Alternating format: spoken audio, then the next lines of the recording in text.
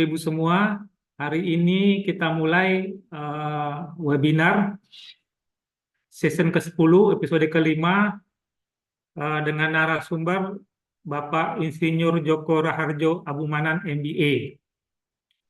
Eh, Beliau sudah hadir bersama kita. Seperti biasa, acara ini akan berlangsung kira-kira sampai jam 17. Untuk itu, mari kita mulai acara dengan membaca doa sesuai dengan agama dan kepercayaan kita masing-masing. Berdoa dimulai.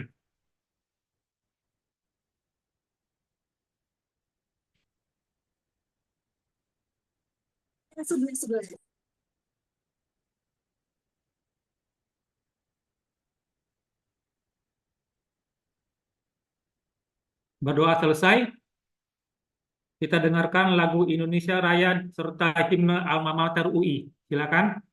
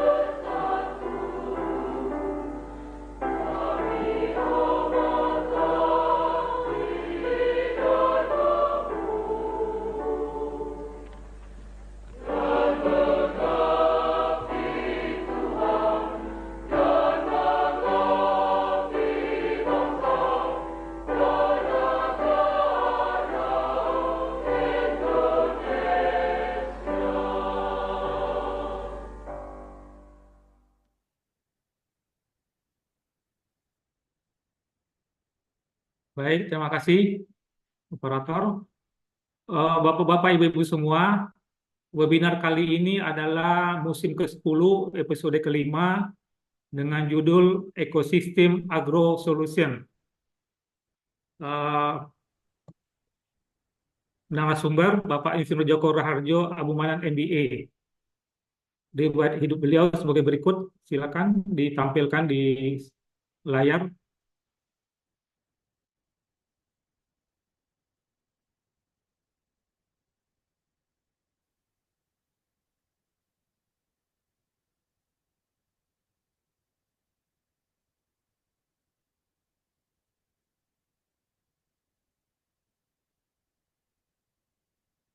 Nama Bapak Joko Abumanan, gelar akademik eh, insinyur dan MBA. Saat ini bertugas sebagai komisaris di PT BES dari Agustus 2023 sampai saat ini. Beliau juga adalah dosen di ITPLN dari tahun 2020 sampai saat ini. Take that calling from me, but even though after 2 grants yesterday, after Riwayat pekerjaan beliau di PLN, beliau pernah menjadi direktur strategis PLN pada bulan sejak Juli 2019 sampai Mei 2020. Kemudian pernah menjabat sebagai Direktur Regional Jawa Timur, Bali, dan Nusa Tenggara Juli 2017 sampai Juli 2019. Kemudian juga Direktur Regional Kalimantan Oktober 2015 sampai Juli 2017. Sebelumnya beliau juga pernah menjabat sebagai GM Distribusi Jawa Barat dan Banten Mei 2015 sampai Oktober 2015, serta GM di Distribusi Jawa Tengah dan DI Yogyakarta Januari 2013 sampai November 2015.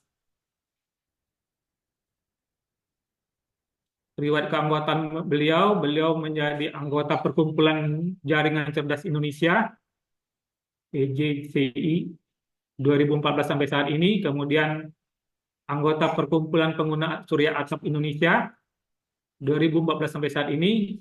Beliau juga anggota dari Masyarakat Energi Biomas Indonesia 2020 sampai saat ini, anggota Masyarakat Ketenagalistrikan Indonesia atau MKI sejak 2012 sampai saat ini, kemudian juga anggota Ikatan Ahli Tenaga Kelistrikan Indonesia 2020 sampai saat ini, serta anggota Masyarakat Energi Terbarukan Indonesia. Demikian riwayat hidup pemateri pada siang hari ini. Bapak-bapak, ibu-ibu semua, acara siang ini juga nanti akan bersama dengan panelis. Ada nanti Pak Amin Raharjo dari ETUI dan juga Pak Zainal Abidin dari LSK Gatri UI. Sebelum kita mulai acara, mari sama-sama kita dengarkan kata sambutan dari Pembina Gatri UI Pak Jarman Studimu. Silakan Bapak.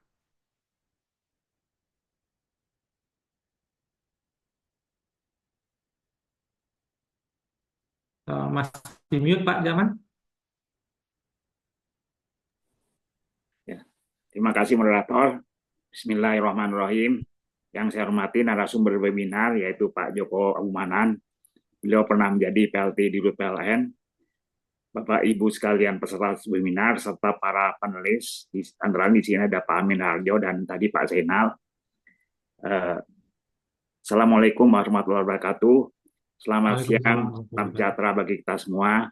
Pertama-tama saya harap ucapkan terima kasih tentunya kepada Pak Joko Abumanan atas kesediaannya menjadi webinar hari ini.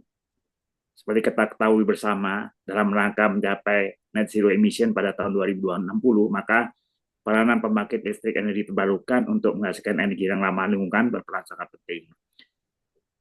Salah satu pembangkit EBT adalah diantaranya pembangkit listrik tenaga mikrohidro PLTMH dan serta juga pembangkit listrik biomasa. Nah, sebagai pembangkit listrik ramah lingkungan, maka pembangkit ini sangat erat kaitannya dengan ekosistem. Karena seperti ketahui PLTMH sangat berpengaruh pada debit air dan sungai dalam rangka mengerat turbin, sedangkan biomasa, pembangkit listrik biomasa sangat tergantung daripada kondisi kayu maupun biomasa yang ada di lingkungannya maupun kondisi ekosistem setempat. Banyak potensi aliran sungai kecil yang belum dimanfaatkan untuk PLTMH maupun banyak juga potensi biomasa yang belum dimanfaatkan sebagai pembangkit listrik. Karena itu topik webinar hari ini yang merupakan rangkaian webinar series Dan topik hari ini yaitu ekosistem agro solution yang sangat relevan untuk dibahas dan didiskusikan.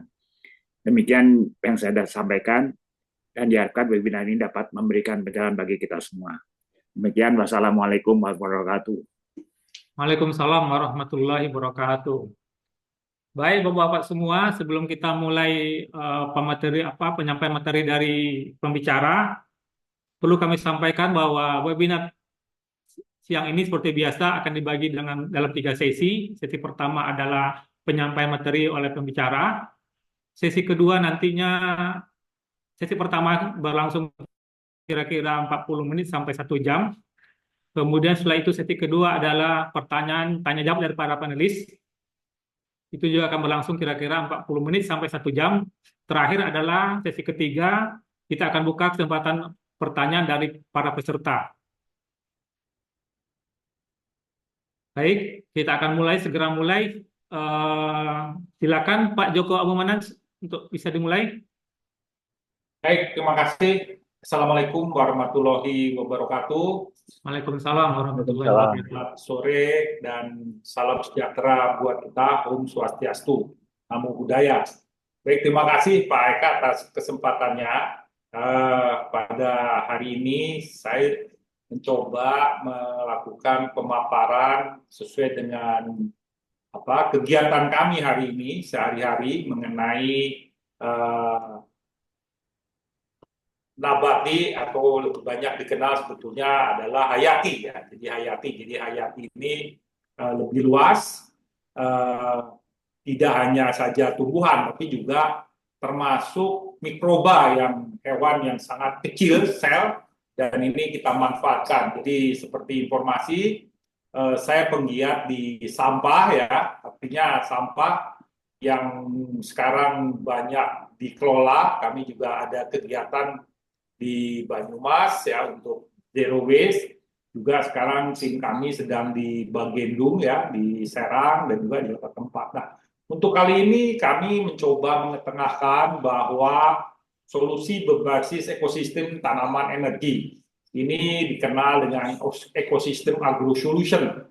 Kalau pupuk Indonesia membawa untuk pangan, jadi ini adalah berbasis kerakyatan, tetapi kami berbasis kepada tanaman energi. Kita lanjut. Nah, kita disclaimer dulu bahwa presentasi ini adalah berdasarkan pengalaman saya pribadi dan juga saya sebagai komisaris di PT BES terhadap yang saat ini menunjang untuk program transisi energi atau 2060 net zero emisi. Kami dorong harus untuk yang berekosistem, jadi artinya berkelanjutan. SDG, Sustainable Development Goal-nya harus ada ya, seperti target-target SDG di PBB, bahwa ini harus kita ketengahkan. Tujuan dari presentasi untuk berbagi informasi dan menyamakan pemahaman tentang proses strategi dalam perencanaan, mengimplementasikan transisi energi menuju net zero emisi dan memberikan gambaran tentang transisi khususnya penyediaan dan pengelolaan energi khususnya di biomas. Lanjut. Ya, kita lanjut aja. Nah, siapa sih PT BES? Ya, PT BES adalah suatu badan usaha anak usaha dari YPK PLN, Yayasan Pendidikan Kesejahteraan PLN, suatu inner circle daripada PLN yang di dalam kesehariannya bergerak membantu menyelesaikan ring 1 lah kalau kami disebut kepemilikan saham daripada YPK ini PLN 100%. Bagaimana dengan BES-nya? BES-nya ini 99% anak usaha dari YPK dan 1 UJPK. Ya, jadi BES adalah afiliasi PLN. Di dalam ketentuan PLN bahwa PT YPK itu merupakan afiliasi dari PLN. Lanjut. Nah, goal kami adalah menjadi pemimpin dalam penyediaan energi baru terbarukan yang terpercaya. Nah, ini visi kami. Goal kami adalah menyediakan pasokan biomas untuk PLTU dan mendukung sumber energi terbarukan lainnya. Jadi maksudnya terbarukan lainnya, kami juga menyediakan untuk lanjutan dalam bentuk namanya gas sintetik syngas ya. Jadi syngas ini bisa nanti lanjutnya adalah ke hidrogen maupun ke biometanol yang sekarang juga menjadi program untuk goal dari net zero emisi. Menyediakan dan mengelola sumber bahan baku biomas, menyediakan produksi biomas untuk PLTU, mengelola support jetty management, persewaan alat dan lain-lain yang berhubungan dengan bahan baku, bahan bakar lah, menghadirkan solusi engineering, mengelola operasi dan memelihara berkualitas penyediaan alat berat, memberikan dampak positif bagi stakeholder, lingkungan, dan masyarakat yang berkelanjutan. Lanjut. Ya, kami coba company profile kami.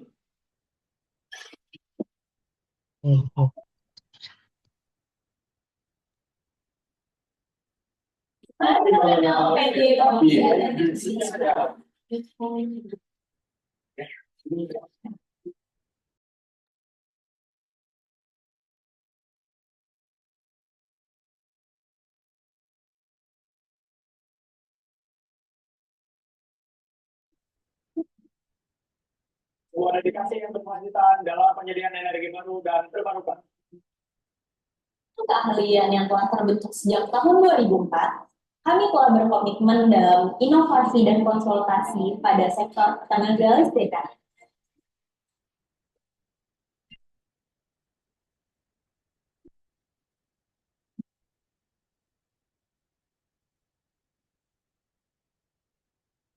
Dari pembangunan infrastruktur energi hingga manajemen JETI, kami berkomitmen pada efisiensi dan berkelanjutan.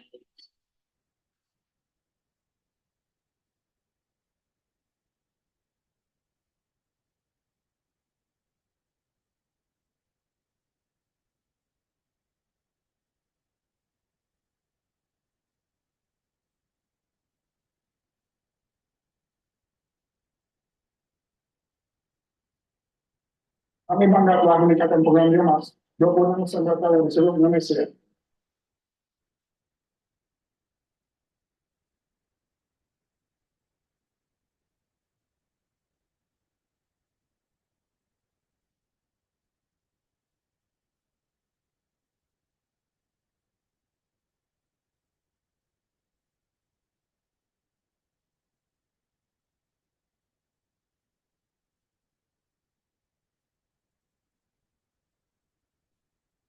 Pusat di bawah kami pada saya dari Multi PLN, sebuah PLN, dan perusahaan global lainnya.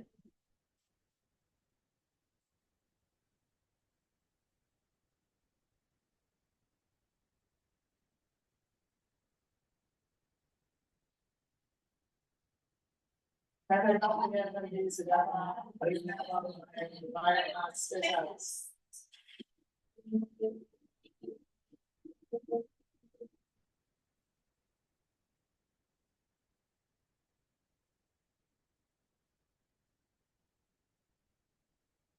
Ya, baik, kita lanjut. Sesuai dengan misi Presiden saat ini, swasembada energi berbasiskan air, tanaman, dan panas bumi. Ini sesuai dengan kondisi Indonesia yang terbentang, kaya atas hidro, kemudian juga geothermal, ring of fire, dan juga tanaman hayatinya. Hayati karena kenapa? Satu hari 24 jam menerima sinar matahari, 1 tahun sepanjang tahun menerima hujan dan panas. Inilah yang menjadi local wisdom, atau katakanlah Indonesia harus tumbuh dan berdiri sebagai swadaya energinya dari air, nabati atau tanaman, dan panas bumi. Nah, apa aja sih hayati dan nabati? Apa bedanya hayati dan nabati? Kalau nabati jelas tanaman, tapi hayati kita memerlukan sel bertulang belakang satu, kita sebut adalah mikroorganisme yang lebih banyak ke hayatinya untuk tumbuh, untuk menjadikan suatu kekayaan di Indonesia. Ya, ini tidak semua tempat. Ini harus kita sadari bahwa mikroorganisme atau kita sebut adalah simbiosis mikroorganisme dari ekosistem ini menjadi kekayaan luar biasa di dalam tumbuhan. bisa menjadi fasanya, fasa padat. Apa aja padat kalau dari tanaman ya tentu biomasnya. Biomas ini bisa dijadikan pengganti dari batu bara. Kalau ini kita tingkatkan menjadi namanya biocoal, ya. Jadi batu bara yang berkualitas atau kita sebut hidrokarbon, kita tingkatkan lagi.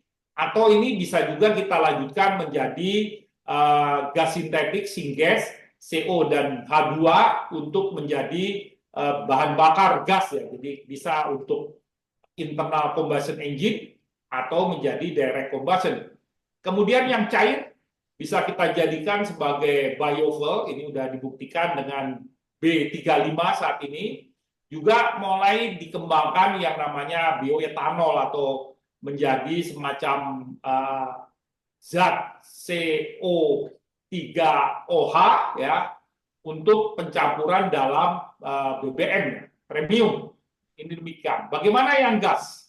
Gas bisa menghasilkan namanya metan, NH3 atau syngas tadi seperti ini juga bisa dipakai untuk gas-gas yang luar biasa. Artinya dari hayati ini bisa dikonversi menjadi bentuk lain dan bisa dimanfaatkan kepada kehidupan atau energi ya. Kami hanya mengkhususkan untuk energi. Sebetulnya ini bisa dipakai juga untuk pangan ya, tapi kami batasi ini untuk energi. Kita lanjut.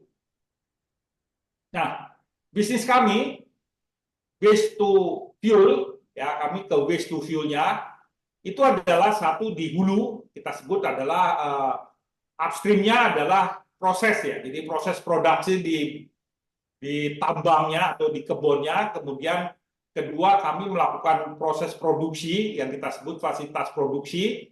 Nah, kami juga menggerakkan ini adalah industri lokal. Jadi berapa peralatan ini udah mulai kita kembangkan, katakanlah untuk wood chipper-nya, hammer mill-nya, ini udah kita galang, kita ajak, ada 3 perusahaan lokal mulai memproduksi alat-alat ini lokal, jadi tidak harus impor. Kenapa? Ini adalah sesuai dengan jargon kami adalah green economy atau circular economy harus kita tumbuh kembangkan, ya, tidak harus dari luar, tapi ini bisa menjadi suatu ekonomi di dalam negeri, ya, tidak menjadi memperbaiki fiskal, tidak dari luar, tapi kita harus bisa produksi ini kita keluarkan. Kemudian ada transportasi. Kalau melihat dari struktur cost, itu 60% ada di hulu, yang kotak merah itu 60%. Kalau cost daripada alat produksi itu 20%, kemudian transportasinya untuk mendelivery atau kita sebut midstream-nya itu 20%. Artinya bisnis kami ini 100% harus mulai dari yang merah, yang tengah, dan juga sebagai transporter ya, transporter seperti video tadi ya. Lanjut. Nah, ini kira-kira bagaimana model bisnis.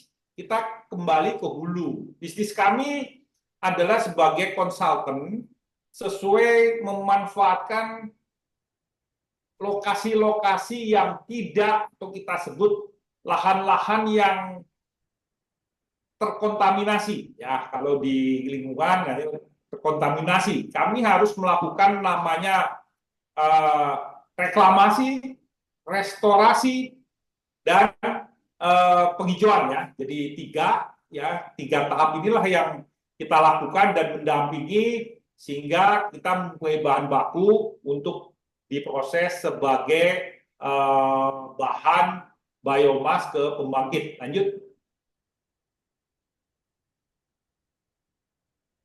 Nah, hari ini kontrak kami di se-Indonesia dari target PLN tahun 2024 ini adalah 2,3 juta ton. Ya, ini masih kecil sebetulnya. Kebutuhan batu bara dari pembangkit PLN itu, pembangkit listrik ya, pembangkit yang disuplai listriknya itu sekitar 100 juta ton. Kita baru saat ini 2,4 juta ton. Nah, kami berkontrak hari ini 600.000 ton. Artinya sekitar 20% dari target PLN 2024. Bagaimana nanti 2025? 2025 PLN mencadangkan target ini 10%. Kira-kira 10 juta ton. Nah, ini kita lihat bagaimana ini kalau dari hulu ke hilirnya. 2024 ini kita sudah berkontrak dengan PLN sejumlah 560 ya. 594 kita bulatkan lah, 600.000 ton. 600.000 ton lah ini yang kita suplai, kita produksi ke sana. Ini yang ke PLN. Ada juga kita di luar PLN ya. Lanjut. Nah, bagaimana? Kami menyasar adalah tambang-tambang batu bara yang terbuka, tambang-tambang quarry dari semen, tambang-tambang dari mineral-mineral yang mulai terbuka. Ini kami sasar. Kita ajak mereka bagaimana melakukan reclamation tadi, reklamasi ya. Ini kalau nggak salah ini lokasi ada di Sumatera Selatan. Sebut aja lokasinya. Ya, ini di Sumatera Selatan yang tambangnya terbuka. Kita berharap bisa dihijaukan dan tanaman inilah kita pergunakan secara bagi hasil untuk program nabati tadi, ya nabati tadi. Lanjut. Nah ini true story, ya true story. Kami belajar menanam ini sebetulnya tahun 2013 dari program Indonesia Trust Fund Finance ya, itu ada di Bangkalan Madura 200 hektar, kami kunjungi dan kami memulai merintis ya di Pulau Kondur ya, Pulau Kondur 2016 kita mulai. Pak, ada nih. Kaliannya udah kalian ke Pulau Kundur. Rapot ditanam mulai tahun 2016, panen pertama di tahun 2017, dan setiap tahun dengan area tanam sekitar 20 hektar. Ya, itu tadi adalah success story pertama, 20 hektar di tanah. Tanah ini tidak begitu bagus, ini lebih banyak mineralnya ini di sana, sehingga kita coba menginisiasi bisa ditanami oleh tanaman yang kita sebut SRC, Short Rotary Coppices, tanaman yang tumbuh berulang dengan suatu periode cycle cukup panjang, ini 25 tahun ya, 25 tahun, panen setiap 6 bulan, ini bisa dijadikan bahan bakar. Nah, mengapa kalian enggak? Batangnya kecil, artinya alat mesin produksi kita tidak terlalu besar, tapi kalau sudah besar, diameter 40, kami akan kesulitan, mesinnya harus besar. Nah, ini kecil, ya dia panen setelah kira-kira batang itu diameternya 4 cm, kita tebang, ya di atas 30 cm permukaan, dia akan tubusannya akan tumbuh ya, akan harvesting kembali dan itu berulang terus. Kalau luasnya 365 hektar atau ambillah 365 hari, satu hari kami bisa panen 1 hektar. 1 hektar kira-kira kalau nanti tumbuhnya bagus itu kira-kira 30 sampai 40 ton biomas setiap hari. Lanjut. Nah, reklamasi lahan tambang, ini dasar hukumnya adalah PP Pemerintah 78/2010 tentang reklamasi pasca tambang. Jadi, pemilik tambang berkewajiban melakukan reklamasi sebelum dikembalikan ke negara. Ya. Kemudian keputusan Menteri SDM nomor 26/2000 tentang pelaksanaan kaidah pertambangan yang baik dan pengawasan pertambangan mineral dan batu bara. Jadi tidak hanya sekarang sudah sangat banyak sekali tambang batu bara ya, termasuk quarry-quarry untuk silika ya. Apalagi sekarang adanya smelter-smelter untuk yang dikelola oleh pelaksana-pelaksana. Ini adalah suatu kesempatan kita melakukan reklamasi, melakukan restorasi, melakukan rehabilitasi. Apa bedanya? Kalau reklamasi ya tentu baru, kalau restorasi memperbaiki, kalau rehab ya merehab yang lahan gundul ya seperti itu. Tapi kalau bekas tambang itu adalah restorasi karena sudah mineralnya, karbonnya yang kehidupan daripada nabatinya agro ini diperlukan, tapi ini sudah diangkut ya. Ambillah batu bara, itu berarti rantai CH-nya, karbonnya sudah dibakar, lepas ke kemana? Menjadi polutan, ini harus dikembalikan. Tanahnya bagaimana? Tanahnya sudah terkontaminasi dan ini harus direstorasi dulu baru bisa ditanami. Nah, kita lihat dampak negatif tambang. Ini kebetulan kami melakukan survei di tambang di Tanjung Enim ya. Itu ada, kalau kita lihat, bekas di Selasa Timur itu pH-nya sudah seperti itu. pH 2-nya, KCl-nya 2,9, sangat-sangat asam. Mahayung masih 4, seharusnya ini 6 ya. Itu artinya kalau mereka akan tumbuhan akan tumbuh itu kalau dia pH-nya 6. Artinya ini harus dilakukan restorasi dulu, baru bisa direklamasi tanamannya. Lanjut. Nah, ini adalah soil pH effect dari plant nutrition ya. Jadi kalau tanah sudah terbanyak nitrogennya, very acid, pH-nya bagus 7, tapi begitu dia sudah ironnya, magnesium, boron, kopernya hilang, itu dia 5,5. Inilah menjadi indikasi-indikasi terhadap kondisi agronomi dari suatu daerah. Lanjut. Nah, ini metode reklamasi kami ya. Jadi ini adalah bekas tambang timah ya. Ini ada di Pulau Kondur, ada sekitar 200 hektar. Ini harus kita lakukan namanya soil improving ya. Jadi soilnya harus diperbaiki dulu. Soil moisture-nya kita benahi.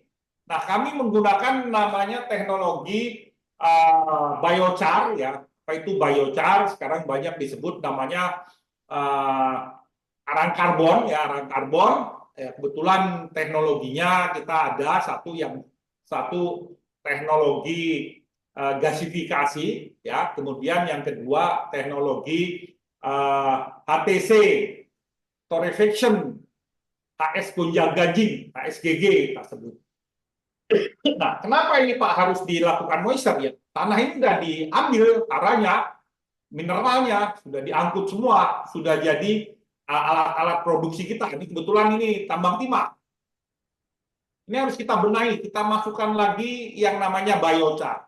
Biochar dikembalikan ke alam. Karena ini suatu biochar ke alam merupakan kredit karbon, kita sebut adalah karbon negatif yang dikembalikan ke alam. Ini bisa menjadi organic fertilizer. Ya, ini yang nomor 1. Kemudian kita mulai dengan pre-nursery, ya ini memang jadi repot, tapi harus, kalau tidak ya ini nggak bisa. Alang-alang aja nggak bisa tumbuh. Kemudian setelah itu baru bisa dilakukan nursery. Lama waktu untuk dari persiapan sampai nursery ini jadi siap di planting atau jadi stum, ini kira-kira 6 bulan satu cycle-nya ya. Jadi ini periodenya 6 bulan. Ini memang tidak bisa seperti membalik tangan ya. Lanjut. Nah, kenapa tadi saya katakan biochar atau arang karbon, banyak yang bilang namanya hidrotermal karbon. Nah, ya calon arang banyak namanya, ada dia sebut biocoal. Jadi kalau dia ingin pengganti batu bara, dia menyebutnya biocoal. Tapi karena kita inginnya untuk pertanian, tidak untuk menjadi calon arang, kita akan menyebut ini biochar, ya, alam yang dikembalikan, karbon yang dikembalikan ke alam. Ini adalah suatu arang ini luar biasa. 1 kilogram karbon dari HTC itu bisa menyerap 3,4 kilogram, 1:4. Kenapa? Memang arang ini, biochar ini punya namanya nanoporus ya, jadi lubang-lubang kecil untuk menyerap suatu air maupun kehidupan di sana. Perlunya biochar ini akan memperbaiki atau menjadikan ekosistem tanah menjadi hidup. Artinya agrisimba atau simbiosis mikroba, simbiosis mikroba ini bisa hidup dia di sini. Kalau bekas tambang, cacing aja nggak bisa. Cacing nggak ada. Tapi kalau kita sudah perbaiki soil input seperti ini, ada suatu kehidupan mikroorganisme di sana, ini akan tumbuh suatu kehidupan dan tanaman ini bisa nabati ini bisa dihidupkan ya di sana. Jadi biochar effect ya, ini no biochar kita lihat di sana dengan with biochar. Jadi biochar diperlukan untuk suatu tanah yang sudah terkontaminasi. Ya. Lanjut. Nah ini ya organic fertilizer-nya kita menggunakan biochar ya, mekanisme selain nanti ada proses-proses yang namanya mikroba ya, karena untuk menghidupkan ini menempatkan rumahnya dan mikrobanya harus dihidupkan di sana.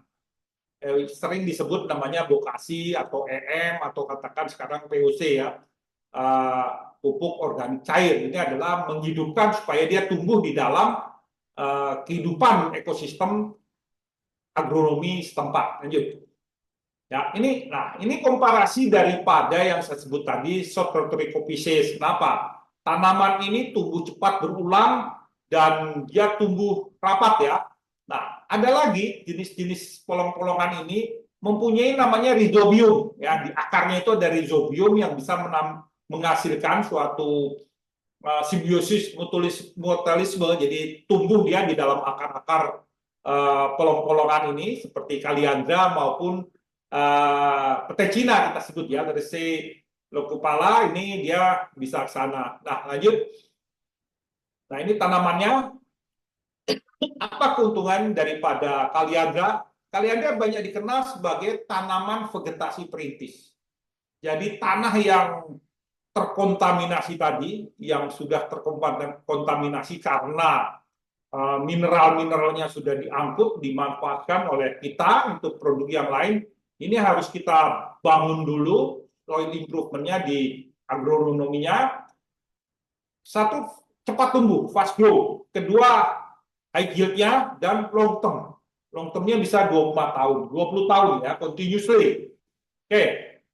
Dari sinilah setelah ini tumbuh, setelah dia hijau, ini bisa ditanamin tanaman-tanaman yang lain yang lebih bermanfaat. Misalkan, Pak, saya mau tanam setelah ini mau bikin musangking bisa, ya. Saya mau tanam bawang bisa, seperti itu. Tapi kalau awal tadi udah sulit karena ini harus dirintis dulu. Lanjut.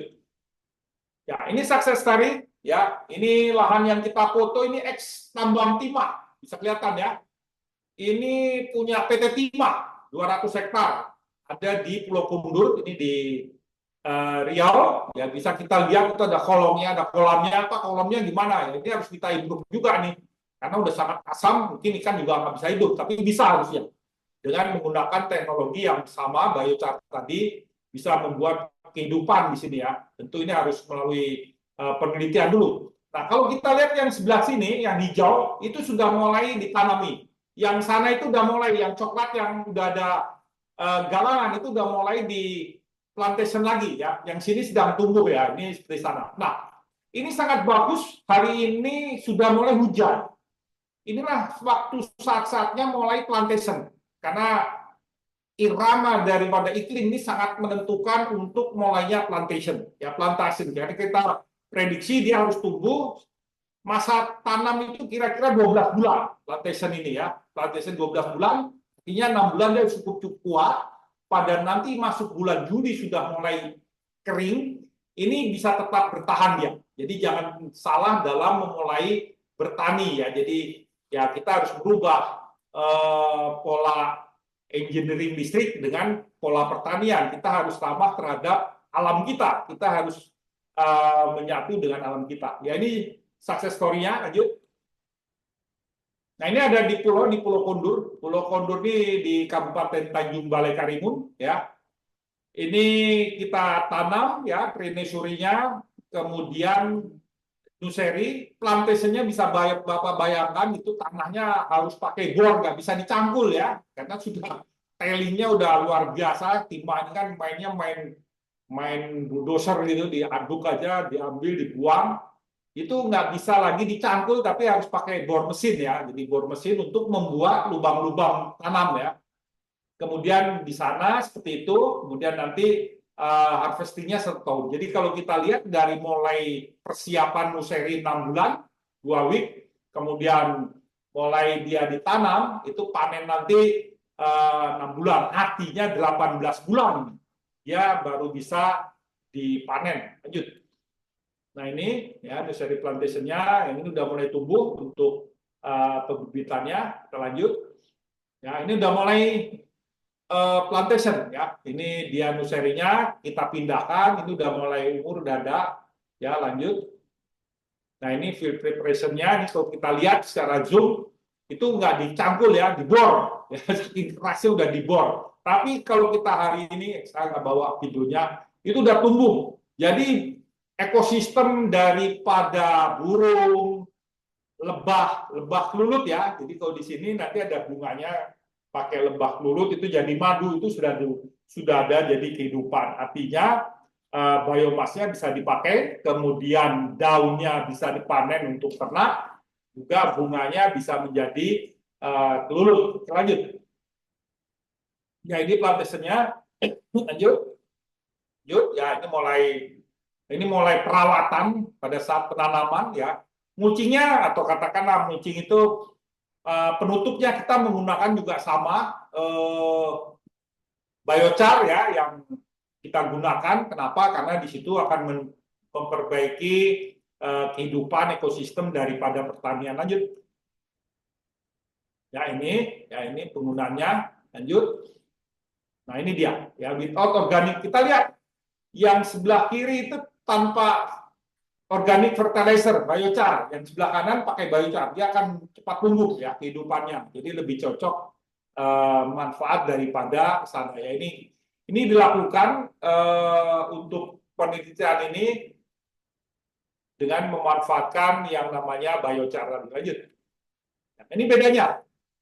Kalau kita lihat without fertilizer, organic fertilizer 4 cm, kalau dia dengan umur yang sama dengan fertilizer organik itu bisa 6 cm ya. Jadi kalau dipotong nih disisakan 30 cm ya. Jadi dia akan tumbuh. Semakin dia sering dipotong nih semakin besar ya, semakin besar. Lanjut. Nah, ini bedanya ya, success story Pulau Kundur. Ini sebelum lahan milik PT Timah dengan sistem bagi hasil ya. Pak, gimana ya? Ini bagi hasil. Timah punya kewajiban menghijaukan. Daripada dia menghijaukan, ya udah kita kerjasamakan ya dengan bagi hasil. Panen hasilnya kita bagi ya, seperti itu. Jadi ini dan ini udah lebih banyak ya. Nanti kita lihat. Ini yang sebelah kiri itu masih gundul, ya sebelah kanan sudah mulai hijau ya, hijau ya. Ini kita lihat ya, kita lihat ke sana ya. Lanjut. Nah, kita juga sekarang melakukan hal ini, kita roll out di beberapa lokasi. Ya, kebetulan BES dapat 3 lokasi. Yang pertama ada di Koto Panjang, yang bekas PLTA yang mulai terjadi konflik kepentingan masyarakat.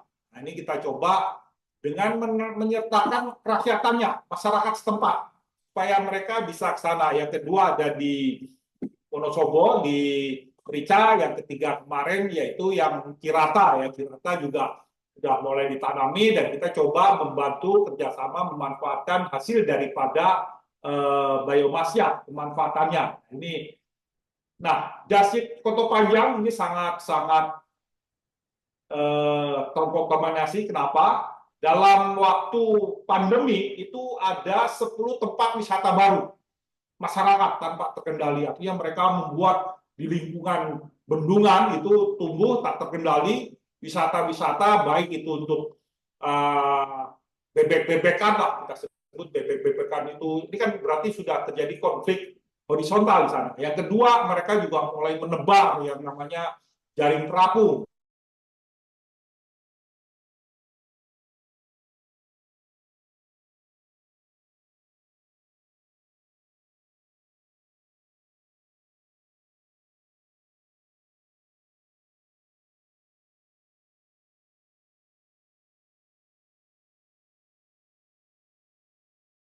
Lingkungan di arah das, meningkatkan pendapatan masyarakat.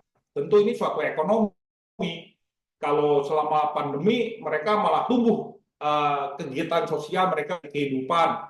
Nah, ini harus kita arahkan. Mengembangkan wisata edukasi berbasis kami, sehingga ekosistem, solusi ekosistem berbasis pertanian energi ini adik kami sebagai off-taker-nya untuk kegiatan PLN ini menjadi suatu yang menurut saya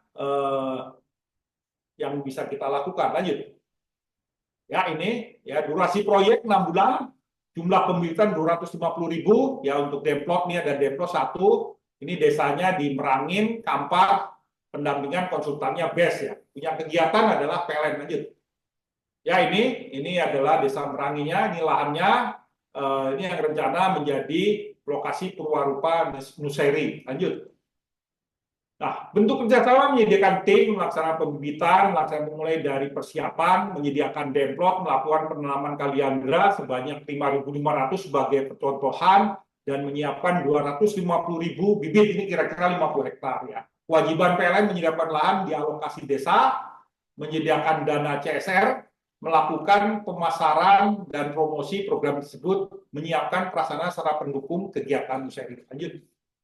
Nah, proses pembibitannya berapa lama? Ya, seperti tadi, satu memilih bibit, ini kami kerjasama dengan IPB, kebetulan ada ahli survei kulturnya, Pak Andi Sukendro ya. Kemudian membuat dengan persemaian bibit, ya, periode tabur, penyapihan, persemaian pemeliharaan, dan persemaian seleksi. Bibit kita pilih yang diameternya minimum 2 cm ya. Kalau dia udah 2 cm udah besar, udah cukup bisa dijadikan plantation, ini kita pindahkan ke lokasi penanaman ya, penanaman kaliandranya. Nah, ini kita lanjut aja detailnya, langkah-langkahnya, media tanamnya, kegiatannya udah kita buatkan juga ya. Itu lanjut. Ya, ini ada mulai harvestingnya nanti ya, lanjut sampai ke sana. Nah, perhitungannya kami adalah investasi. Ini to be discussed ya. Investasinya 1,4, pendapatan tahunan bisa 104 juta, payback ini termasuk, ini belum termasuk untuk ternak kambing masyarakat ya. Dan kami menyarankan untuk jarak tanam 2x1. Kenapa? Supaya karena periode panen itu 6 bulan. Selama masa panen masyarakat masih bisa menanam dengan tanaman tumpang sari, apakah dia jagung yang 3 bulanan atau sorghum, sehingga mereka punya pendapatan lain. Sedangkan kami adalah off-taker daripada biomasnya. Sedangkan nanti masyarakat yang bekerjasamakan ini bisa mengambil daripada ternak ayam untuk daun kaliandra dengan teknologi di mikroba ya, bisa dijadikan ternak juga itu. Kemudian dengan kelulut ya, kelulut itu madu ya, menadu kelulut, kelenceng kalau orang Jawa bilang, tapi kalau di daerah Kalimantan namanya kelulut. Roynya kira-kira 13 tahun. Pak, kok terlalu lama? Ya, namanya hutan, kita jangan lihat terhadap ekonominya, tapi adalah mereka yang menghasilkan oksigen sebagai carbon capture alamiah, CO2 yang dilepas kendaraan, CO2 yang dilepas oleh proses kita mengubah energi, ini bisa diserap oleh tanaman ini. Artinya ada suatu manfaat lingkungan yang luar biasa yang kita tidak catatkan di sini, tetapi manfaatnya luar biasa. Lanjut.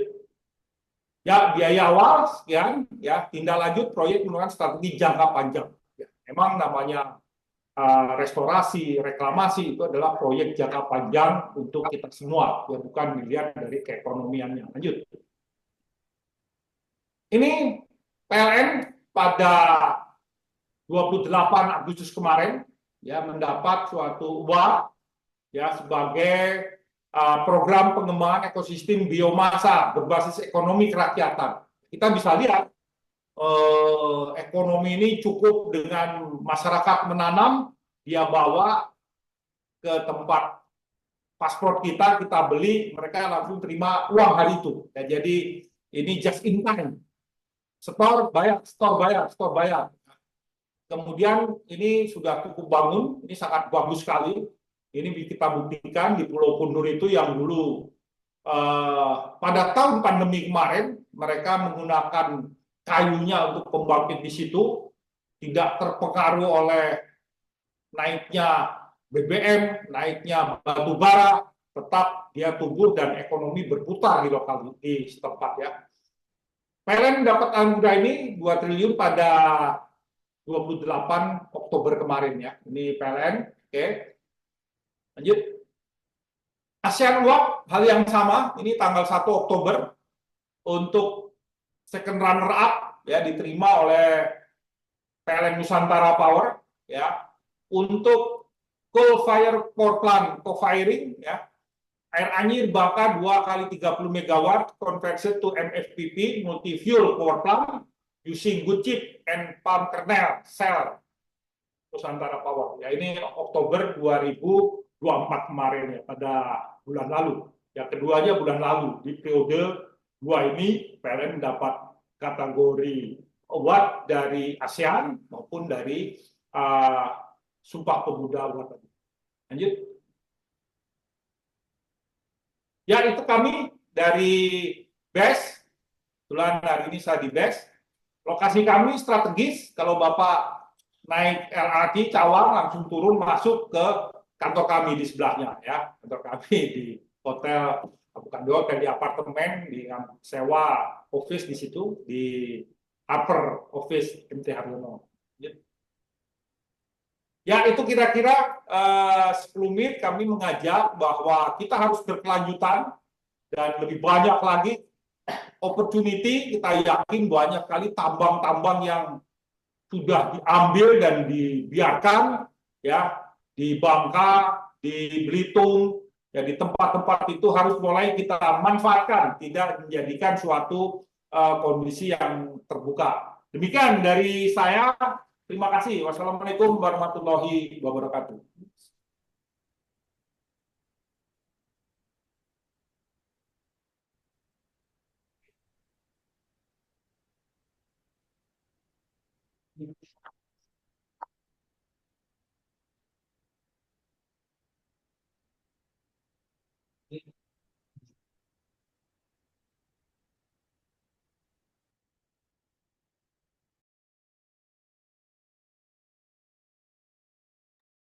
Ini pakai ini.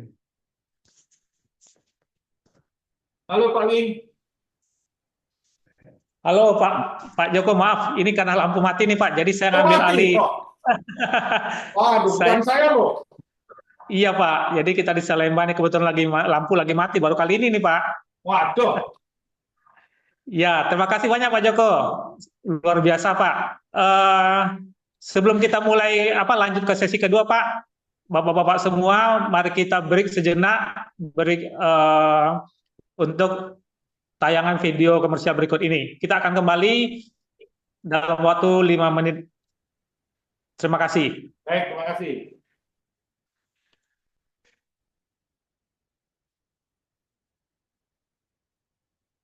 Recording in progress.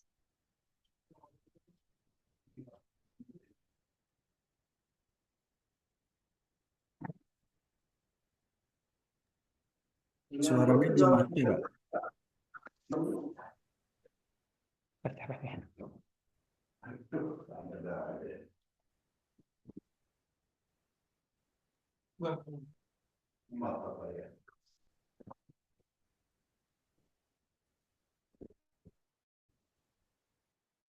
Saya musik kemana?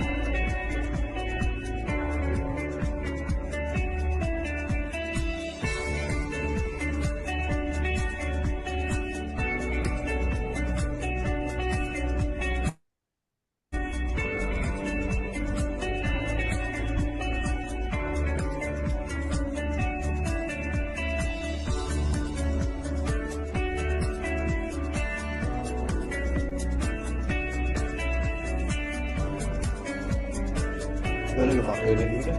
Dari apa Pak? Betul. Bisa. Masuk.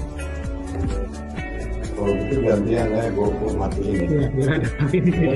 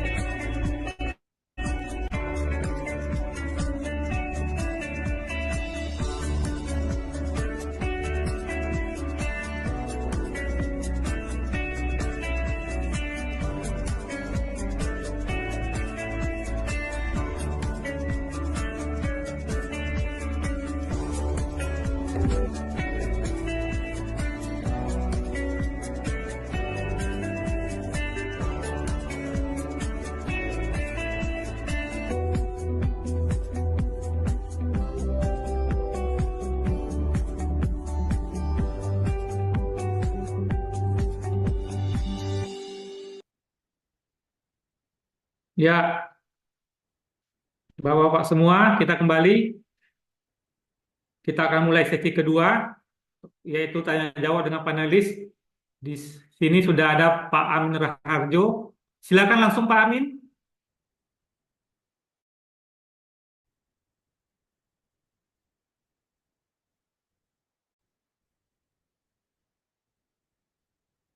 Masih di mute Pak. Oh iya, udah kedengeran ya? Oke, udah kedengeran.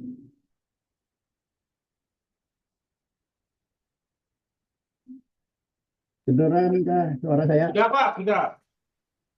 Udah, oke gini. Assalamualaikum warahmatullahi wabarakatuh. Jadi Waalaikumsalam. terima kasih kepada moderator dan terima kasih kepada Pak Jogja, lengkap dan sebagainya. Nah, saya tertarik nih karena saya hobi berkebun nih masalah PTBS yang akan adalah salah satu menunjang program reboisasi atau penghijauan, ya, penghijauan yang bernilai tambah. Tadi Bapak sampaikan saya tertarik dengan tanaman yang padat energi, artinya yang bisa menjadi bahan baku biomas padat untuk katakanlah PLTU dan sekali lagi. Dan kemudian tadi fokusnya ke kaliandra, tanaman kaliandra. Jadi dengan kelebihannya bahwa kaliandra itu punya kinerja tanaman yang beda dengan yang lain. Di samping itu mungkin punya kecil-kecil, jadi seperti yang banyak bahwa tanaman itu juga di siang hari dalam rangka proses fotosintesa itu adalah menyerap karbon CO2. Ya, biasanya daun yang kecil-kecil yang paling tinggi penyerapan itu adalah jenis pohon trambesi, ya, yang pohon kayak pete Cina yang daunnya kecil-kecil. Jadi kebetulan kaliandra kecil-kecil. Nah itu katakanlah itu. Jadi salah satu adalah menyerap nanti karbon. Ya, jadi. Kemudian ini terkait dengan nanti bahan baku sebagai bahan bakar padat dari biomasa, gitu, ya kan? Nah, itu tadi Bapak mungkin sudah sampaikan, katakanlah untuk menanam dan sebagainya sudah ada biaya semua. Apakah di biaya itu sudah termasuk biaya treatment daripada tanah, ya, apalagi tanah bekas pertambangan. Kemudian adalah apakah ada biaya ini hak pakai tanah, katakanlah tadi bekas tanah pertambangan dan sebagainya. Adakah pengeluaran di sana?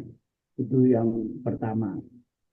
Terus yang kedua, dibandingkan dengan sekarang sumber biomas lagi, yaitu adalah cangkang daripada kelapa sawit. Jadi limbah dari kelapa sawit. Nah, dibandingkan dengan kayu dari kaliandra ini, bagaimana Pak kinerja dari cangkang dari kelapa sawit dibandingkan dengan kayu dari kaliandra? Itu yang pertama. Yang kedua, nih kalau dikatakan sebagai bahan bakar padat, artinya kan dibakar, Pak. Kalau dibakar itu artinya apa? Kan ada asap, ya, ada buangannya asap dan debu. Mungkin kalau debu dengan teknologi tegangan tinggi, electrostatik bisa ditangkap. Nah, soal asap itu bagaimana, Pak? Apakah itu juga termasuk salah satu polusi, jadi asapnya dan sebagainya? Kira-kira begitu. Untuk jangka panjang, jadi sekali lagi gitu, apakah ini juga bisa untuk di tanah yang terlantar? Jadi banyak yang tanah terlantar, lebih samping tanah pertambangan. Mungkin itu aja dulu, Pak. Terima kasih. Terima kasih Pak Amin. Silakan Pak Joko langsung dijawab, Pak. Baik, terima kasih Pak Amin. Ini diskusi menarik sekali. Ya, jadi seperti yang saya katakan, jadi sumber biomas ini bisa dari sampah, ya, yang kita sebut RDF, ya, Refuse Derived Fuel, ya, jadi sampah. Bisa juga dari limbah kebun, ya, limbah perkebunan. Kalau sawit itu hampir semua bisa. Pertama dari namanya cangkang, ya, cangkang sawit udah mahal. Kalorinya bagus, itu di atas 4.800. Tapi harganya mahal dan itu diekspor karena dalam negeri sudah tidak sanggup harganya, ya, artinya ekonominya nggak sanggup. Nah, cangkang ini kita sebut namanya fresh material. Jadi artinya yang memang fresh, dia harus bisa dari side product dari suatu PKS, kebun, ya, industri perkebunan, itu bisa langsung dipakai dan kalori bagus. Nah, sedangkan yang ada, yang lain kita sebut namanya raw material. Raw material artinya perlu diolah dulu untuk dikelola. Nah, pertanyaan yang tadi bagus, bagaimana perbandingan kalori, coba dilihat yang tabel. Coba kita buka tabel tadi, ya, kalori daripada kaliandra. Nah, coba paparan tadi kita sebutkan pemilihan tanaman kaliandra. Slide nomor berapa? Terus naik ke atas. Ini nih, bukan, bawah. Iya. Bawah. Nah, ini 21, ya. Kalau kita lihat di sini, Pak, digedein. Iya. Kalori kaliandra itu 4.800 kakal per kilogram. Ya, ini kalori value-nya seperti itu. Ya. Tentu dengan moisture 912, ya, di bawah 20 lah. Itu kalori 4.800. Cangkang di atas itu juga 4.800. Cuman material cangkang ini kan effortnya dari pabrik langsung dipakai, dikirim, diekspor sekarang ini. Ya, harganya mahal, sekitar 650 sampai 1.000 per kilogram. Sedangkan biomas ini kita buka aja, target kita di kebun harganya Rp75 sampai Rp100 per kilogram. Ya, kenapa? Kaliandra ini dia setelah panen, katakanlah, ya, harvesting, itu kita potong, itu konten moisture-nya kira-kira 60% kandungan airnya. Kita potong, kita bawa ke lokasi pabrik kita, katakanlah fasilitas produksi itu, total moisture atau kita sebut namanya moisture content ya, MC-nya kira-kira di 35. Tergantung kalau musim kemarau seperti sekarang ini belum banyak hujannya, masih 35. Tetapi begitu musim hujan dia akan di atas tersebut. Nah, kalorinya dari kita ambil, kita tes, kita kalori itu kira-kira di 3.500 turun ya, karena ada airnya, campur air. Nah, sebenarnya cukup mudah. Ini kita kiper, kita diamkan saja sekian hari, dia akan menguap, turun sampai 20. Itu kalori udah naik sekitar 4.000. Kalau kita panennya di musim Juli yang sedang terik-teriknya, itu bisa bagus 3.800. Artinya kalau ini kan kita cuma motong ke sana, tinggal kiper. Nah, harga yang kita jual, kita beli dari petani itu kira-kira di Rp200 sampai Rp250, Pak. Perbandingannya seperti itu ya. Kemudian nanti kita olah. Tentu bisa cepat dengan namanya rotary dryer ya. Artinya kita perlu listrik, kita perlu energi dari luar. Seperti itu Pak komparasinya. Memang kalau dari cangkang ini pabrik udah jual dia ke sana, dia udah ada yang ngambil. Ini yang menjadi repot ya, seperti repot. Artinya kalau diperbandingkan, kalau dia sama-sama content moisture, kita uji di lab, hampir sama, 48. Nah, persoalannya ketinggian daripada pohon kaliandra itu 6 meter, artinya masanya akan banyak ya, masanya banyak seperti itu. Woodyield-nya bisa 50 meter kubik per hektar ya. Kira-kira ini kalau kubik volume itu berat jenisnya atau mass jenisnya itu kira-kira 0,4 ya, 0,4 tergantung air tadi seperti itu Pak. Itu perbandingan. Tapi kalau kita lihat dari tabel ini ke kiri kanan, ini paling banyak. Woodyield-nya 50 meter kubik ya, kira-kira 50 kali sekitar 30 ton lah per hektarnya, itu lebih banyak. Itu aja Pak pemilihannya kenapa kaliandra. Kedua, kaliandra sama pete Cina itu, Lacerae rosopala, itu punya sama-sama punya rhizobium tadi, ya sama. Cuman kita lihat kalau kita pakai pete Cina Pak, saya khawatir masyarakat bikin pecel semua. Kita punya suatu predator baru masyarakat. Itu aja Pak pertimbangan non sosial tadi ya, itu nomor 1. Kenapa kami milih kaliandra? Sebetulnya kalau kehutanan lebih senang namanya gamal, tinggi pohonnya untuk penghijauan bagus sana. Tapi kami dari segi ekonomi, kalau dia gamal, dia besar-besar batangnya, mesin kami untuk menciper itu jadi lebih besar, lebih mahal kosnya. Ini pertimbangan teknikal dan non teknikal lah, pertimbangan bisnis ya antara finansial dan teknis seperti itu. Ya jadi bagaimana dengan cangkang? Ya, cangkang ini sudah sangat ekonomis, artinya sudah menjadi komoditas yang kita sulit mencarinya, dan ini harus dekat PKS kan.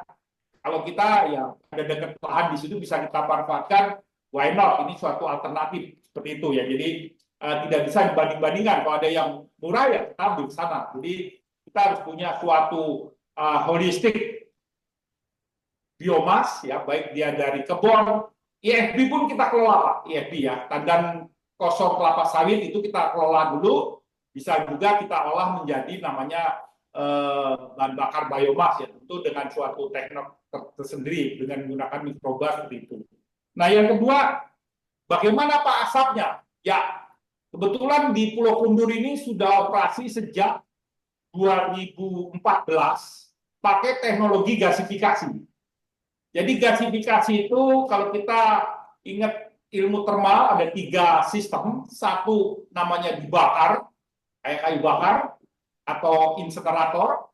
Teori kedua menggunakan namanya pirolisis tanpa oksigen, rasio udaranya 0.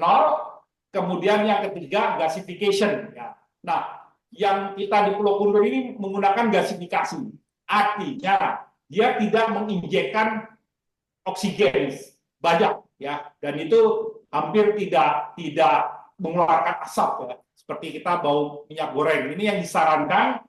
Mengapa WALGI atau MA membatalkan sampah yang dibakar di insenerator? Yang diperbolehkan adalah gasifikasi dan pirolisat ya, seperti itu. Jadi tergantung sebetulnya teknologi. Batu bara pun sebetulnya bisa digasifikasi dan itu tidak akan menimbulkan CO2 yang banyak, rasio per MPH-nya 0, tergantung tipe. Kalau dia PC sekitar 0,9, kalau dia CFP 1,3,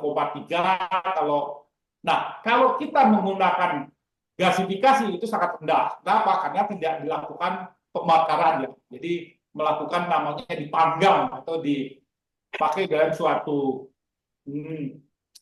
proses gasifikasi ya. Seperti itu Pak. Jadi tergantung teknologi kita melakukan pembangkit listriknya. Kalau gasifikasi hasilnya nanti adalah gas sintetis ya. Jadi tidak panas tapi gas sintetis. Jadi bisa masuk ke internal combustion engine, ya, pembangkit siklus Rankine lah, seperti mobil ya. Internal combustion engine dia bisa masuk ke sana dan dia bisa menjalankan bukan pembangkit rotari seperti steam ya. Dia langsung bisa menjadi energi bakar. Seperti itu Pak ya kalau ke sana. Nah, yang ketiga tadi apa ya? Tanah. Bagaimana kalau tanah-tanah di sana? Bagaimana Pak biayanya? Betul. Biaya ini adalah biaya investasi untuk melakukan restorasi dan reklamasi. Bagaimana tanah? Tanah kita tidak beli, tapi bagi hasil dari hasil panennya ini kita bagi. Artinya kerjasama operasi. Kalau yang di sana lebih banyak yang investornya, ya mungkin 80-20, mungkin 70-30 investor yang investasi. Hasil panennya lah dia sana dan diperjanjikan selama 25 tahun. Ya, wah, 3 tahun, BP 25 tahun. Tadi hitungan kita kan 13 tahun. Berarti pertama adalah harus jangka panjang, ya jangka panjang.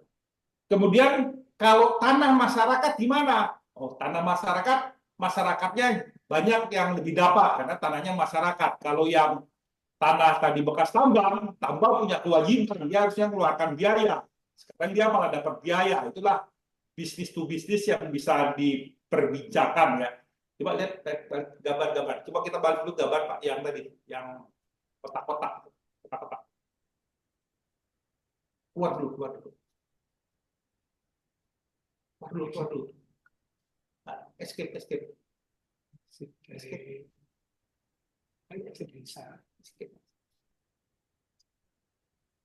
Bentar.